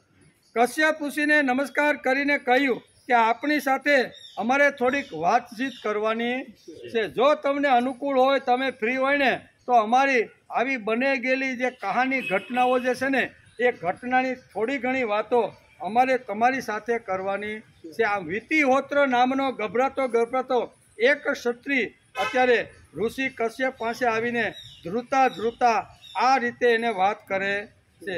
તેમાંનો વિતિહોત્ર નામનો ક્ષત્રિય આગળ આવ્યો. કશ્યપ ઋષિને નમસ્કાર કરી કહ્યું કે આપણી સાથે થોડી ઘણી વાતચીત તમારે કરવી છે. ત્યારે કશ્યપ ઋષિ કહે છે કે તમે કોણ છો, તમે ક્યાંથી આવ્યા છો, અને ક્ષત્રિય થઈને દૈન્ય તમારામાંથી ક્યાંથી આવ્યું? આશ્ચર્યની આવા અનેક પ્રકારના પ્રશ્નોની જડી અહીંયા કશ્યપ ઋષિએ આ આવેલા 5-7 ક્ષત્રિયોની સામે વરસાવી છે. તમે ક્ષત્રિયના બચ્ચા થઈ અને ધ્રુજો છો શા માટે? તમારી અંદર આવી કાયરતા આવી કેવી રીતની? તમે આવા ક્ષત્રિયના બચ્ચા થઈ અને આથી પૃથ્વીને હલાવે એવી તાકાત ક્ષત્રિયોમાં હોય છે, તો તમે અહીંયા લાચાર દીન દુબળા થાય અને 2 હાથ જોડીને મારી સાથે શા માટે વાત કરવા માટે તમે આવ્યા છો? આવા અનેક પ્રકારના જે પ્રશ્નો હતા ને, એ વિતિહોત્ર નામનો એક હિંમત કરીને એક ક્ષત્રિય 2 હાથ જોડીને ધ્રુસકે રડતા કશ્યપને પોતાની કહાની આખી સમજાવે છે. કશ્યપે તો પૂછી લીધું, કોણ છો, શા માટે આવ્યો છો, ક્ષત્રિયના બચ્ચા થાય અને શા માટે તમે રડો છો, અને ધ્રુસકે તમારી આંખમાંથી શા માટે અશ્રુ જઈ રહ્યા? આવા અનેક પ્રકારના જે પ્રશ્નો હતા ને, એ બધા જ પ્રશ્નો કશ્યપ અત્યારે આવેલા 5-7 જે ક્ષત્રિયો હતા, એમાં વિતિહોત્ર નામનો જે ક્ષત્રિય હતો, એણે કીધું કે મારે તમારી સાથે થોડીક વાત કરવાની છે. એની સામે આ કહે છે, તમારામાં આ દૈન્ય આવવાનું કારણ શું? તમે કેમ ધ્રુજો છો? તમે કેમ આવી રીતના ધ્રુસકે રડો છો? તમારા કપડાની અંદર આવા લોહીના ડાઘા શા માટે છે? આ બધા અનેક જે કાંઈ પ્રશ્નો હતા ને, એ કશ્યપ ઋષિ અત્યારે આવેલા અહીંયા વિતિહોત્ર સહિત જે 5-7 જે ક્ષત્રિયો હતા એને આ પ્રમાણે પ્રશ્ન કહે છે. વિતિહોત્ર ડરતા કહ્યું કે આનું કારણ તમારો પ્રિય શિષ્ય પરશુરામ છે. અમે હુકામાં ડર્યા, અમે હુકામાં બીતા તમારી પાસે આવ્યા ને, બરોબર ને? એનું કારણ શું છે? તમારો પ્રિય શિષ્ય પરશુરામ. એક જ વાક્યની અંદર આ વિતિહોત્રએ અહીંયા શું કહેવાય, કશ્યપ ઋષિને જવાબ આપી દીધો. તમે કશ્યપના આશ્રમમાં છો. કશ્યપે શું કીધું? હવે તમે કશ્યપ ઋષિના આશ્રમમાં આવી ગયા છો, તમારે કોઈ ડર રાખવાનું કારણ નથી. તમે નિર્ભય બની જાઓ. દુનિયાની કોઈ તાકાત આશ્રમની અંદર તમારું કશું જ બગાડી શકવાની નથી. તમારી જે કાંઈ કહાની હોય, તમારી વીતી ગયેલી જે કાંઈ વાતો હોય, તમારી ઉપર કાંઈ અડચણને અગવડતા કાંઈ આવી હોય અને એ જો રજૂ કરવા માટે તમે આવ્યા હોય, તો આ આશ્રમ તમને નિર્ભય બનાવે છે. હું તમને રક્ષણની પૂરેપૂરી ખાતરી આપું છું કે હવે તમારે ડરવાનું, હવે તમારે રડવાનું કે ધ્રુસકે આવી રીતનું રડવાનું તમારે નથી. એકદમ હિંમતથી તમારે જે કાંઈ વાત હોય ને, એ વાત તમે મારી સામે રજૂઆત કરો. ઓલા ડરતા હતા કે ડરતા જો અહીં પરશુરામ પાછો અહીંયા આવી જાય ને, તો આપણા ભૂખા બોલાવી દેશે. એટલે અહીંયા આશ્વાસન અત્યારે કશ્યપ ઋષિ અહીંયા વિતિહોત્ર સહિત જે 5-7 ક્ષત્રિયો હતા એને આવી રીતનું આશ્વાસન આપે છે. આવી રીતનું આશ્વાસન આપે છે, તમે કશ્યપના આશ્રમમાં છો, નિર્ભયતાથી તમારે જે કહ્યું હોય તે તમે બધું કહી ગયો. અહીંયા તમને કોઈનો ડર, તમારે જે કાંઈ કહેવું હોય ખુલ્લા દિલથી, તમે જે કાંઈ સમસ્યા લઈને આવ્યા હોય, તમારા જે કાંઈ પ્રોબ્લેમ હોય, તમારે જે કાંઈ અગવડ અને દુઃખ હોય ને, એ નિર્ભયતાથી તમે કશ્યપના આશ્રમમાં કહી શકો છો. અને શું કહેવાના છે? વિતિહોત્ર એને આખી કહાની સમજાવવાનો છે, પણ પાણી પીને એમ. આપણે શ્રીમદ ભગવદ્ ગીતાના બીજા અધ્યાય સાંખ્ય યોગના 30મા શ્લોકને વિચાર કરતા આજે પરશુરામ જયંતિ છે, એટલે થોડી વાત આપણે એની પણ શરૂ કરી કે આવા મહાપુરુષ, આવા અવતાર આ ધરતી ઉપર આવ્યો હોય. ઘણા બધા અવતારો થયા, એ માયલો એક અવતાર એટલે પરશુરામનો અવતાર. પરશુરામનો અવતાર થયો તો બધી વાતો કાંઈ પરશુરામની આપણે કાંઈ કલાક સવા કલાકમાં લઈ શકીએ નહીં. તેથી એના અમુક જે કાર્ય છે અથવા અમુક જેનો સાર છે ને એ આપણે લઈને સમજવાનો પ્રયત્ન કરીશું. પરશુરામની જો કથા બેહાડવાની હોય ને તો 4 દિવસ લાગે. એટલું ચરિત્ર જબરજસ્ત એનું વર્ણન શાસ્ત્રોમાં લખેલું છે, બરાબર. પણ આપણે એનો થોડા સાર રૂપે એને કેવા કામ કર્યા, શા માટે કર્યા, કેવી રીતના કર્યા, કેવી અડચણો બધી આવી, એનો વિચાર કરવા માટે આજે આપણે બેઠા છે. એમાં આપણે વિચાર કરતા હતા કે કશ્યપના તપોવનની અંદર વિદ્યા મેળવા પછી, બરાબર, ગુરુ પાસે પણ વચન માગે છે કે મારી વિદ્યા કોઈ દી નિષ્ફળ જાય નહીં. ગુરુ ચોંકી ગયા, 2 ડગલા પાછળ આવેલા અને એણે બાંધવાનો પ્રયત્ન કર્યો કે વાતમાં પરશુરામ ક્રોધે ભરાઈ જશે તો મારે પણ એની પાસે દક્ષિણા તરીકે કંઈક માગી લેવું જોઈએ. અને માગવામાં એણે કીધું કે ભાઈ તારે મને કંઈક દક્ષિણા આપવી પડશે. અને દક્ષિણાના રૂપની અંદર માગ્યું કે ભાઈ તારે અકારણ કોઈની સામે ક્રોધ કરવો નહીં. એટલે એ દક્ષિણા લઈ નમસ્કાર કરી અને પોતાના માતા પિતા જ્યાં રેણુકા અને કેવા જમદગ્નિ, રેણુકા અને જમદગ્નિના પુત્ર એટલે પરશુરામ, એ એના ઘરે આવે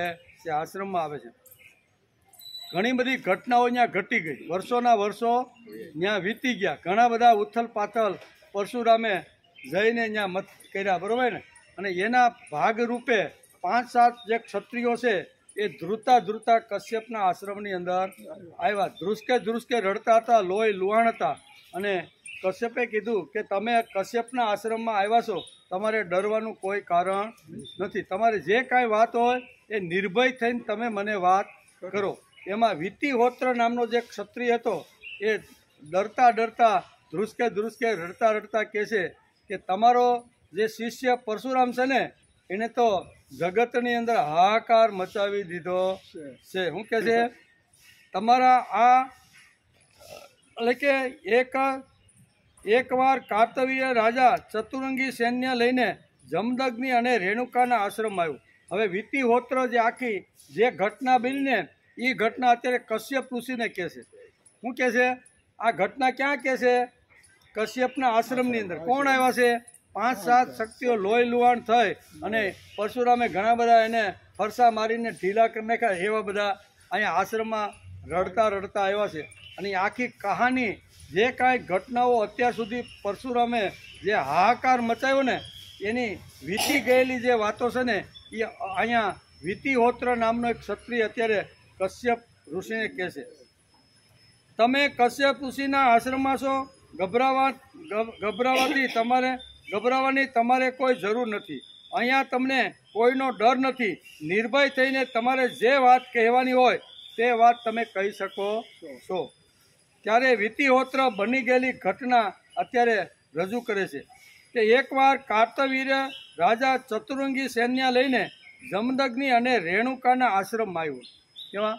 ચતુરંગીની સેના રાજા હોય ને, સત્તા ઉપર બેઠા હોય, ક્યારેક એને ફરવાનું મન થાય એટલે ચતુરંગીની સેના લઈને ઘણીવાર જંગલોની અંદર અને જ્યાં ઋષિઓના આશ્રમ હોય ને ત્યાં આવી રીતના જતા હોય છે. કાર્તવીર્ય નામનો જે રાજા હતો ને એ પણ પોતાની ચતુરંગી સેના લઈ અને રેણુકા અને જમદગ્નિના આશ્રમની અંદર અહીંયા આવે છે. વિતિહોત્રે બની ગયેલી ઘટના સંભળાવવાની શરૂઆત કરી.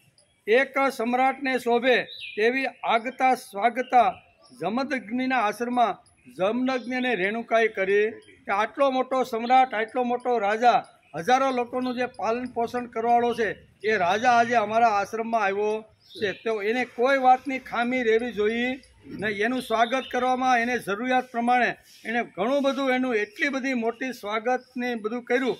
અને 3 દિવસ સુધી આ કાર્તવીર્ય એના આશ્રમમાં રહ્યો. બધી એને વ્યવસ્થાઓ બધી ચારે બાજુ જોઈ અને ચારે બાજુ જોયા પછી અહીંયા રેણુકા અને જમદગ્નિ તો અહીંયા કાર્તવીર્યની જોડે છે. પણ આટલું મોટું સૈન્યને ખવડાવવા પીવડાવવાનું, સૈન્યની સાથે આવેલા ઘોડાઓ છે, જે કાંઈ રથ છે એને બધાને ઘાસનો બધું કોઈ ખબર ન પડતા 3 દિવસની એટલી બધી આવી રીતની સ્વાગત અને બધું કર્યું. કાર્તવીર્ય તો ચોંકી ગયો.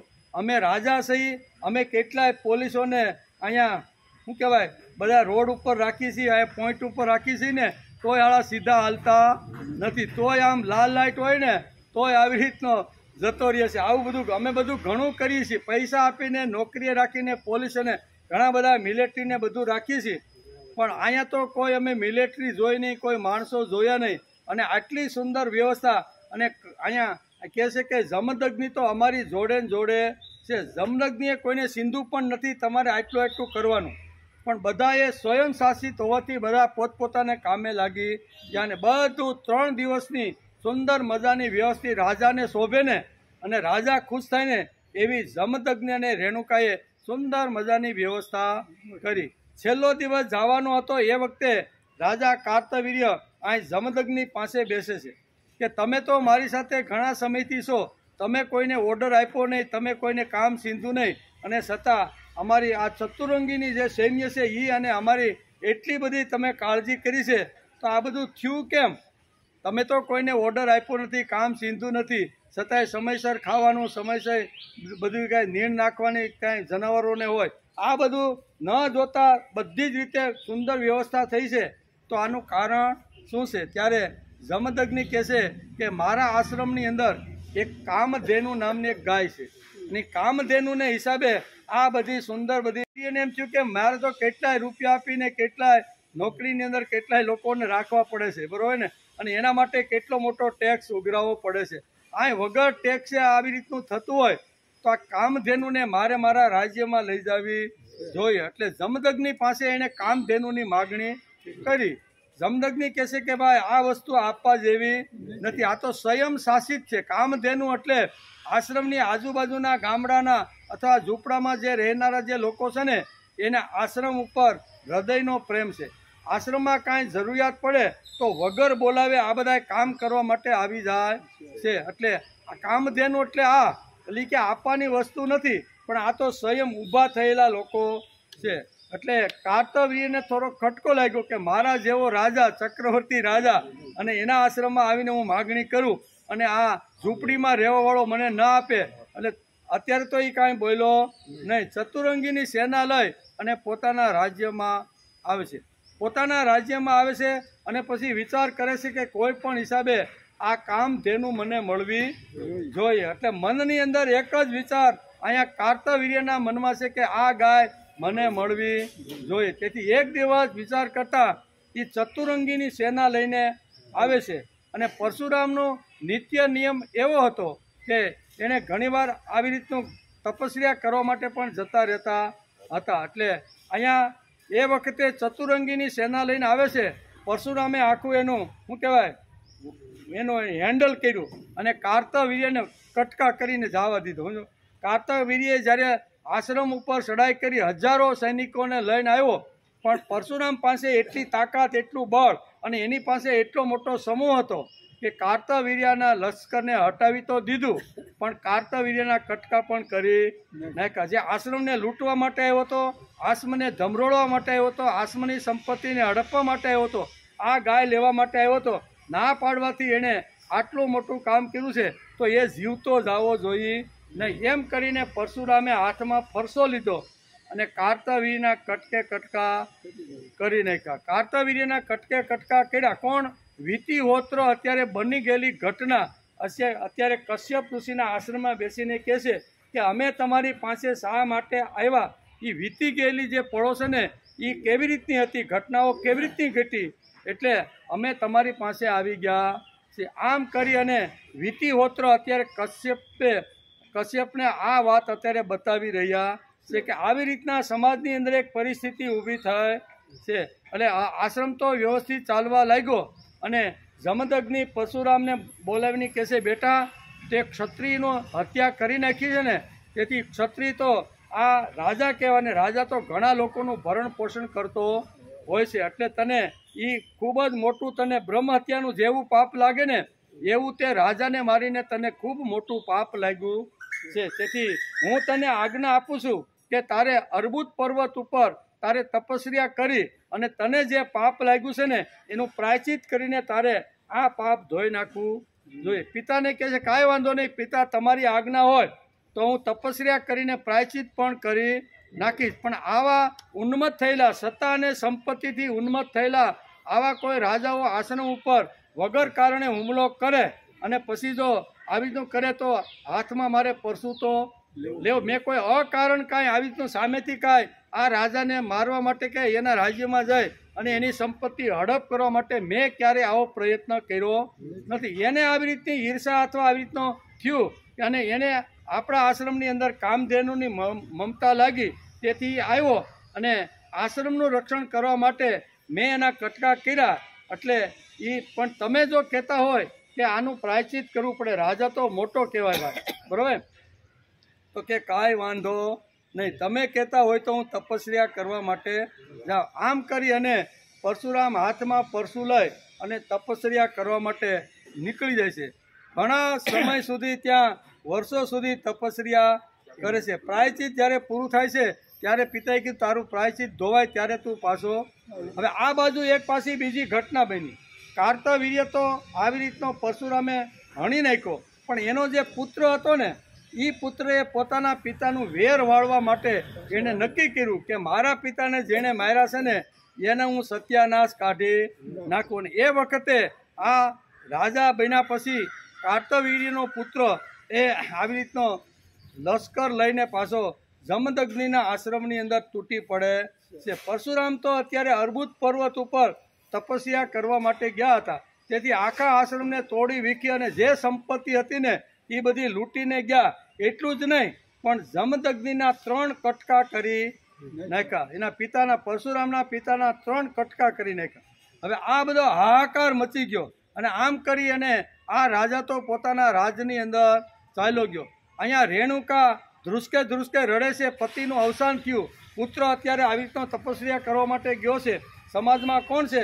બધાએ રડતા રહેલા છે. અને રેણુકાએ પછી એક કોઈ યુવાન હશે એને સમાચાર કે ભાઈ તું આવી રીતના અર્બુદ પર્વત ઉપર તું જા અને તપસ્યા કરતા રહેલા પરશુરામને તું જગાય અને કે ભાઈ આશ્રમમાં આવી રીતની ઘટના ઘટી છે. એ માણસ દોડતો દોડતો પરશુરામ પાસે આવી અને તપસ્યામાંથી ઊભા કરે છે.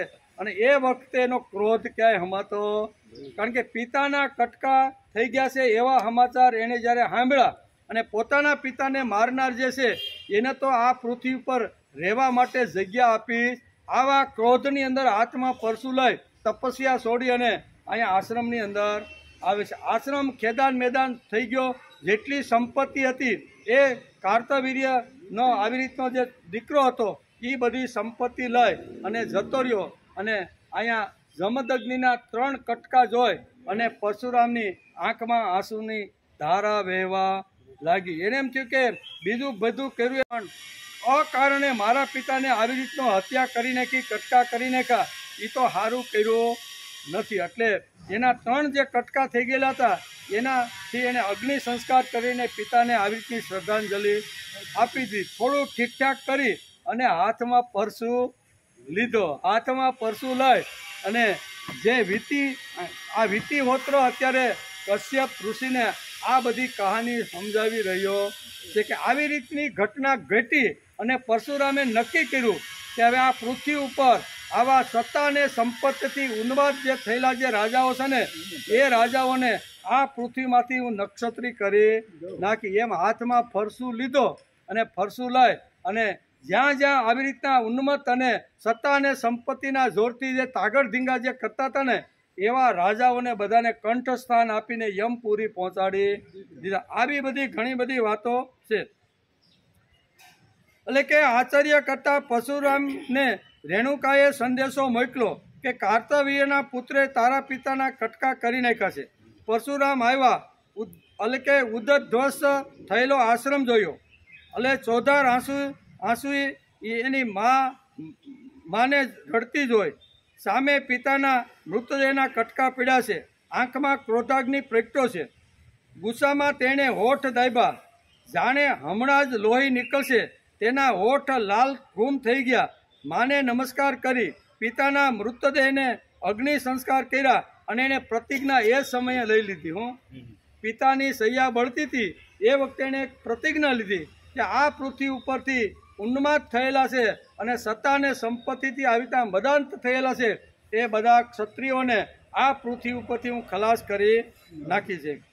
એટલે ખલાસ કરી નાખી. સત્તા અને સંપત્તિ એકત્ર થવા ન જોઈએ એ ભારતીય દર્શન છે. સત્તા અને સંપત્તિ એકત્ર થવા જોઈએ. બે અલગ અલગ રીતે અલગ અલગ લોકોની પાસે રહેવું જોઈએ એવું ભારતીય સંસ્કૃતિ છે. અને જો તે એકત્ર થાય તો અંકુશ હોવો જોઈએ. એકત્ર થાય તો એના ઉપર અંકુશ કંટ્રોલ હોવો જોઈએ. પરશુરામે પરશુ હાથમાં લીધું અને કાર્તવીર્યના પુત્રને ઊભા રહેવા માટે જગા ન રાખી. તેણે જડદ, અંગ, થંગ એટલે કે કુંતી પ્રદેશ, શુદ્રક, માલક, કલિંગ, વિદેહ, ત્રિરંગ બધા રાજ્યોને ખલાસ કરી. જ્યાં જ્યાં રાજાઓ આવી રીતના હતા ને હાથમાં પરશુ લઈ અને આ ધરતી ઉપર એક પણ ક્ષત્રિય રહેવો જોઈએ ને એમ કરી અને બધા રાજાઓને ખલાસ કરવાનું કામ આ વીતી ગયેલી ઘટના છે. એ વિતિહોત્ર અત્યારે કશ્યપના આશ્રમની અંદર અમારી ઉપર કેવી રીતની વીતી ગયેલી વાતો છે ને એ બધી કશ્યપ ઋષિને અત્યારે અહીંયા વિતિહોત્ર કહી રહ્યો છે. પરશુરામે પરશુ હાથમાં લીધું અને આ બધા દેશના રાજાઓને યમપુરી પહોંચાડી દીધા. એમ કે વિતિહોત્ર કશ્યપને કહે છે કે તમારો શિષ્ય આ રીતે સંહાર કરીને તપસ્યા કરવા માટે એટલે કે ચાલ્યો ગયો છે. લોકોએ નિરાંત થઈ છે, લોકોએ નિરાંત અનુભવી, પણ 10 વર્ષ પછી ફરી પાછો તપસ્યામાંથી જાગીને હાથમાં પરશુ લઈ અને 10 વર્ષે વારા ફરતી આવી રીતનો આવે છે. નાના નાના કુમળા જે ક્ષત્રિયના બચ્ચાઓ છે ને એને આવી રીતના ખલાસ કરે છે. 10 વર્ષમાં બધાને ખલાસ કરી પરશુ લઈને પાછો તપસ્યા કરવા જાય છે. અને એના શિષ્યને કહી રાખે તું કે 10 વર્ષ પૂરા થાય ને એટલે તારે પાછી મને તપસ્યામાંથી યાદ કરવાનું. બે ભગવાન આજે 10 વર્ષ પૂરા આવું કહી રાખીને વારંવાર આવી રીતે તપસ્યા કરી અવારનવાર 10 વર્ષ પૂરા થાય છે આવે છે. અને ક્ષત્રિયના બચ્ચાઓ 10 વર્ષના હોય છે એના બધાના કાટલા કાઢી નાખે છે. પ્રલયકાળના અગ્નિ જેવો પાછો તપમાંથી ઉઠ્યો અને ક્ષત્રિય સત્તા નિસંતાન કરી દર 10 વર્ષે આવે છે. ક્ષત્રિયોને ખલાસ કરે છે. આજ તો મોટી દુઃખની વાત છે. એમ અહીંયા અગ્નિહોત્ર છે ને એ અત્યારે કશ્યપને કહે છે. તેથી ક્ષત્રિય સત્તા દીન થઈને લાચાર થઈને તમારા શરણે આવી છે.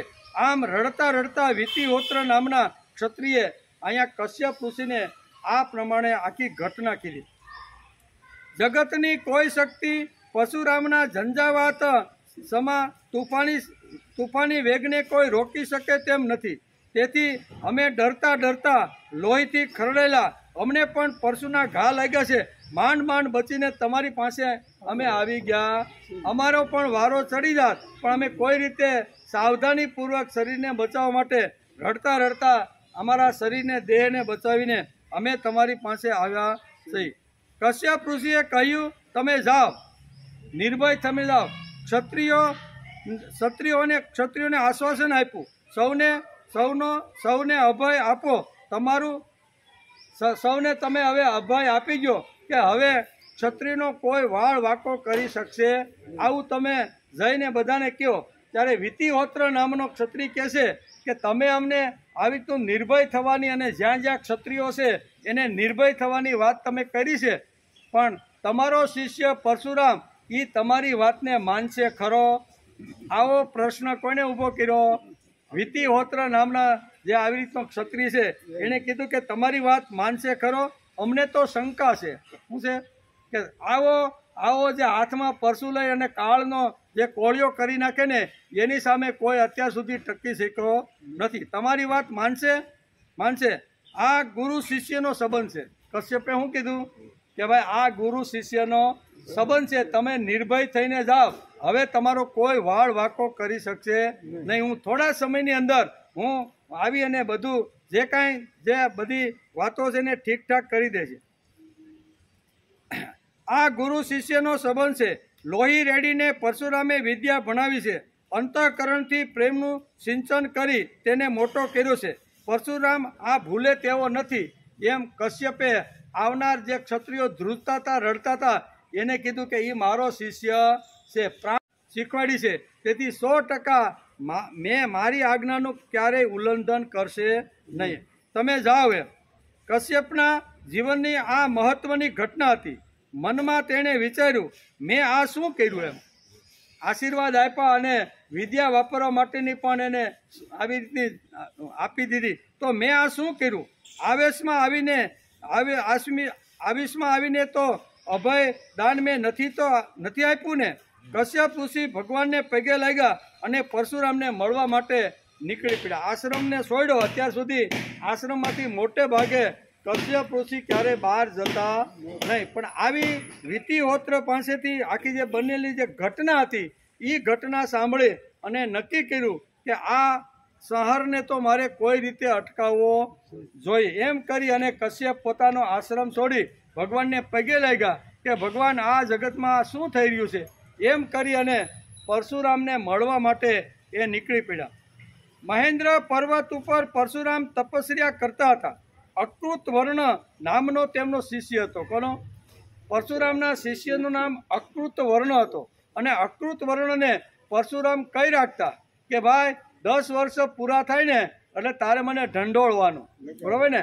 એટલે એના માટે અહીંયા અકૃત વીર્યને એટલે કે અકૃતને એ તેમનો શિષ્ય હતો. અને એમને કહી રાખ્યું હતું કે 10 વર્ષ પૂરા થાય એટલે તારે મને જગાડી દેવાનો, જણાવી દેવાનો. એક દિવસ પરશુરામ નદી ઉપરથી નાહીને 10 વર્ષ પૂરા થયા. અહીંયા કોને કીધું? અકૃત વર્ણે કીધું કે પ્રભુ 10 વર્ષ પૂરા થઈ ગયા છે. અને ત્યાંથી તપસ્યામાંથી ઉઠ્યા, હાથમાં ફરસું લીધું અને નદીમાં સ્નાન કરી અને નક્કી કર્યું કે આજે ધરતી ઉપર ક્ષત્રિયનું બીજ રહેવા દઈશ નહીં. આમ નાય ધોઈ તપસ્યા પૂરી થાય અને 10 વર્ષની યાદી જ્યારે અકૃત વર્ણે આપીને ત્યારે નક્કી કર્યું કે એ નીકળ્યા. એટલે આવી રીતના નદીમાં સ્નાન કરી અને જ્યારે બહાર નીકળ્યા, એક દિવસ પરશુરામ નદી ઉપરથી નાહીને પાછા ફરતા હતા. ત્યારે અકૃત વર્ણે કહ્યું કે પ્રભુ આજે 10 વર્ષ પૂરા થયા છે. તે સાંભળતા જ પરશુરામનો ક્રોધાગ્નિ પ્રજ્વલિત થયો. લાલ ઘૂમ જેવા થઈ ગયા. પરશુ હાથમાં લીધો અને ક્ષત્રિયોને મારીને જ મારા ક્રોધાગ્નિને હું શાંત કરી. ત્યાં સુધી મારો ક્રોધ શાંત થવાનો નથી. એમ બોલતા બોલતા તેણે પરશુ હાથમાં લીધું. આ વખતે હું એકલો જ જઈશ. આમ કહીને પરશુરામે જવા માટે પગ ઉપાડ્યા. તે વખતે રામ, કારણ કે પરશુરામનું બીજું નામ હતું રામ. આ ધરતી ઉપર 3 રામ થયા. કેટલા? એક તો પરશુરામ, પછી ભગવાન શ્રી રામ અને પછી બલરામ. આ ધરતી ઉપર 3 રામ થયા. એટલે અહીંયા કશ્યપ ઋષિ અને રામ કહીને બોલાવતા. આખું નહીં પણ શું કહેતા? રામ. કાયમ માટે જ્યાંથી ભણવા આવ્યા ને ત્યારે રામના નામથી જ અહીંયા વારંવાર પરશુરામને સંબોધન કરતા હતા. એટલે જે વખતે હાથમાં પરશુ લઈ અને ક્ષત્રિયને નક્ષત્રી કરવા માટે જ્યારે સંકલ્પ કર્યો અને ત્યારે એક અવાજ પાછળથી સંભળાનો, બેટા રામ. હું બેટા રામ એમ કે આવો. એટલે કે આ અવાજ સાંભળ્યો. આ અવાજ સાંભળતા જ પરશુરામનો ગુરુનો એટલે કે ગુસ્સાનો જરા શાંત થયો. તેને થયું કે નાનપણ યાદ આવ્યું. ગુરુજી આવા જ પ્રેમથી, એના ભાવથી મને રામ કરીને અવાજ મારતા હતા. પણ અત્યારે અહીં ક્યાંથી હોય? ન જ હોય. પણ આ કોઈ મને ભ્રમ થતો હોય એવું લાગે છે. રામ કહીને જ્યારે અવાજ સાંભળ્યો એ અવાજ એને પરિચિત લાગ્યો કે ગુરુજી હું જ્યારે 18 વર્ષ સુધી તપોવનમાં ભણ્યો, આશ્રમમાં ભણ્યો ને એ વખતે આવી જ પ્રેમથી મને રામ કહીને સંબોધન કરતા હતા. પણ મારા ગુરુજી અત્યારે અહીં ક્યાંથી હોય? આવો એક વિચાર પરશુરામના મનની અંદર ઉત્પન્ન થયો. આ કોનો અવાજ હશે? આ અવાજ સાંભળતા જ પરશુરામમાં ગુસ્સો જરા શાંત થયો. તેને થયું કે નાનપણ યાદ આવ્યું. ગુરુજી આવા જ પ્રેમથી મને બોલાવતા હતા. આ કોનો અવાજ હશે? પરશુરામ વિચાર કરવા લાગ્યા. તેટલામાં પાછો બીજી વાર એ જ અવાજ આવ્યો, રામ બેટા પાછો ફર, પાછો વળ. હું હાથમાં પરશુ લઈને ક્ષત્રિય હણવા માટે જે જતો હતો એને બીજી વાર આવી રીતનો અવાજ મળ્યો કે બેટા રામ પાછો વળ. એટલે આ અવાજ ફરીથી એને લાગ્યું કે આવા તો મારા ગુરુજીનો જ છે. આવા જ પ્રેમથી, આવા જ લાડથી, આટલા જ ભાવથી ગુરુ મને તપોની અંદર રામ કહીને સંબોધન કરતા હતા. પરશુરામ વિચાર કરવા લાગ્યા. તેટલામાં પાછો અવાજ સંભળાયો, રામ પાછો આવ. પરશુરામે પોતાના ગુરુદેવનો અવાજ ઓળખ્યો અને દોડતો દોડતો ગુરુજી પાસે દોડી ગયો.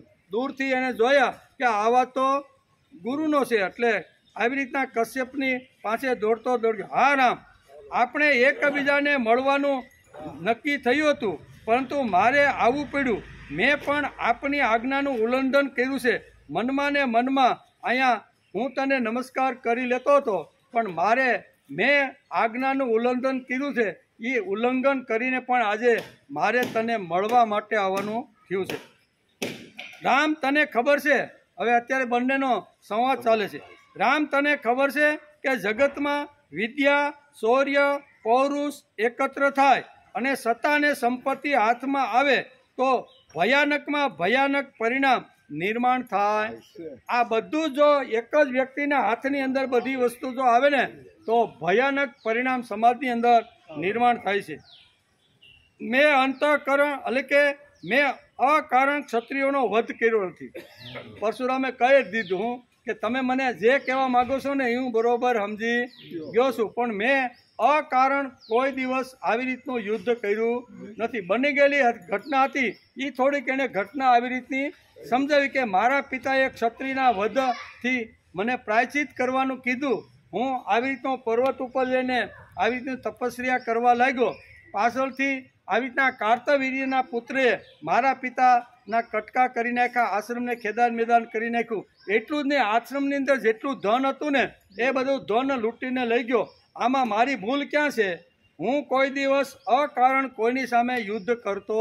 આ બની ગયેલી ઘટના હતી એ જે તપોવનમાં સાંભળી હતી વીતી હોર્ય પાસેથી, એ જ વાત અત્યારે અહીંયા પરશુરામ કહે છે કે મેં અકારણ યુદ્ધ કર્યું નથી. કોઈ કારણ વગર હાથમાં ફરસું લઈ અને આવું કૃત્ય હું ક્યારેય કરતો નથી. તમારી આજ્ઞાનું મેં બરોબર પાલન કર્યું. આમ કહેવા લાગ્યો, મેં અકારણ ક્ષત્રિયનો વધ કર્યો નથી. ક્ષત્રિય સત્તા ઉન્નત થવા લાગે, ખલાસ કરે તો શું કરવાનું? જીવનના મૂલ્યો ખલાસ કરે, ન કરવાના ધંધા બધાય કરે તો પછી કરવાનું. તમે જ સમજાવ્યું હતું કે ન્યાય નીતિને જે ખલાસ કરે છે તેને તો દંડ આપવો જોઈએ. તમે તો મને આવું ભણાવ્યું હતું કે ન્યાય નીતિ અને આવી રીતના જો સમાજ ઉપર અન્યાય કરે તો એને કડામાં કડો દંડ આપવો જોઈએ. તો મેં આમાં શું ખોટું કર્યું? આવા જે તપોવનો હાલતા હતા, વિદ્યાર્થીને સંસ્કારના જે ધામો હતા એ ધામો બધાય આ કાર્તવીર્યના પુત્રે બધાય ખલાસ કરીને બધું બંધ કરાવી. શિક્ષણ બંધ થયું, સંસ્કાર બંધ થયા. આવા સારા કાર્યો જો બંધ થાય તો પછી આને આ ધરતી ઉપર રહેવા દેવાય? એને દંડ તો આપવો જ પડે. તેથી મેં દંડ આપ્યો છે, એમાં મેં ખોટું કાંઈ કર્યું. આમ હજી તો પગે લાગવાને બદલે અથવા એને કાંઈ દાનમાં આપવાને બદલે આવી સીધી દલીલો અત્યારે પરશુરામ અહીંયા કશ્યપની સાથે શરૂ કરી દે છે. મેં અકારણ ઋષિઓનો વધ કર્યો નથી. ક્ષત્રિય સત્તા ઉન્મત્ત થવા લાગે, રક્ષકને બદલે ભક્ષક બને, જીવનના મૂલ્યો ખલાસ કરે તો તમે જ સમજાવ્યું હતું કે ન્યાય નીતિને જે ખલાસ કરી ઉદ્ધવસ્ત કરે છે તેને કડામાં કડો આવી રીતનો દંડ આપવો જોઈએ. કશ્યપ કહે છે, રામ, હળવેકથી હું કહે છે, રામ તું ગુસ્સે ન થા, તું દલીલ કરવા લાગ્યો. હજી તો હું આવ્યો છું, મારે ખાવા પીવાનું જે કાંઈ આસન ઉપર એવી તો કાંઈ વાત કરતો નથી અને સીધી તું દલીલ કરવા લાગ્યો. ખરું ને? બોલતા બોલતા ગુરુએ પ્રેમથી વહામાં હાથ ફેર્યો. પરશુરામ માખણ જેવો નરમ થઈ ગયો. હાથમાં પરસું લઈ અને જે મારવા માટે જે ઊભો થયો હતો એ કેવો થઈ ગયો? ગુરુનો હાથ જો વહામાં એકવાર જો ભાવથી પ્રેમથી જો ફરે ને તો ગમે તેવો કડક માણસ હોય ને તો એ કોમળ બની જાય. પણ ગુરુનો હૃદયથી ભાવથી અને પ્રેમથી હાથ ફરવો જોઈએ, ખાલી ફેરવા ખાતર નહીં. બરાબર? અહીંયા પરશુરામના હાથ વાહાની અંદર અહીંયા ગુરુદેવનો હાથ ફરે છે અને ગુરુદેવના હાથ ફરતા જ એ માખણ જેવો કોમળ થઈ જાય છે. પરશુરામ માખણ જેવો કોમળ અને નરમ થઈ ગયો અને પ્રેમનું વર્ણન છે. પરશુરામે જીતેલી બધી જ પૃથ્વી કશ્યપને દાનમાં આપી દીધી. બરાબર? બધી ઘણી બધી મોટી બહુ ઘટનાઓ, બધી બહુ જ લાંબો ઇતિહાસ એનો છે. પણ ટૂંકની અંદર કહેવાનું હોય તો કે હું તારી પાસે આવ્યો છું, તું મને કાંઈક દક્ષિણા આપ. ગુરુદેવ બોલો શું જઈશી? એ કે તું કે એમ નહીં, હું માગું એને જ દક્ષિણા કહેવાય. હું માગું ને તું મને આપ. અને પછી આખી પૃથ્વીને દક્ષિણા તરીકે કશ્યપ માગી લે છે. અને પછી પરશુરામ કહે છે તો હવે મારે રહેવું ક્યાં? તો કે સમુદ્ર અને આ એક અર્બુદ જે પર્વત છે એની વચ્ચેની ખાલી જગ્યા પડી છે ને ત્યાં તું પાછું નવું વસવાટ કર. આમ કરી અને આખી પૃથ્વીને માગી લે છે અને પૃથ્વી ઉપર જેટલા રાજાઓ છે ને એ બધા રાજાઓની સાથે પાછો ધીમે ધીમે મેળ કરે છે. પછી આવી રીતના 7 ઋષિઓ ફરતા ફરતા ત્યાં આવે છે. એ કશ્યપ જોવે છે અને 7 ઋષિને પૃથ્વીના ભાગ પાડીને બધા ઋષિને સંભાળવા માટે આપે છે. ઋષિઓ વિચાર કરે છે કે ભાઈ અમે તો બ્રાહ્મણ, અમે તો સંસ્કાર અને નું સિંચન કરવાવાળા, અમે તો પાઠ વેદ વિદ્યા ભણવાવાળા ને ભણાવવાળા, અમે કાંઈ રક્ષણ કરી શકીએ નહીં. પછી 7 ઋષિઓએ ક્ષત્રિયોને બોલાવી અને ફરીથી આ બધું રાજ્ય આપે છે. આમ સુંદર મજાના આ પરશુરામ જયંતિના દિવસે આપણે પરશુરામને યાદ કરવાનો પ્રયત્ન કર્યો. પરશુરામનું જીવન કારણ કે અવતાર તરીકે આવ્યા છે અને અવતાર તરીકે આવ્યા છે તો ખૂબ જ એનું મહત્વ ભારતીય સંસ્કૃતિમાં છે. તેથી આજે આપણે એને નમસ્કાર કરવાનો પ્રયત્ન કર્યો. આવતીકાલે આપણે આવશું ને ત્યારે શ્લોક આપણો અધૂરો રહી ગયો છે, એનો વિચાર આપણે આવતીકાલે 30મો શ્લોક થોડોક બાકી રહી ગયો અને આપણે આ પરશુરામ જયંતિ હોવાથી પરશુરામને નમસ્કાર કર્યા. તેથી આવતીકાલે આવશું ત્યારે આ 30મા શ્લોકની અંદર આ તત્વજ્ઞાનનો છેલ્લો શ્લોક છે કેવો, અને પછી તો સહજ રીતે અર્જુન અને ભગવાનનો જે સંવાદ શરૂ થાય છે ને એ બધી વાતો છે. પણ અઘરામાં અઘરે આવતીકાલનો એક શ્લોક છે એનો વિચાર આપણે આવતીકાલે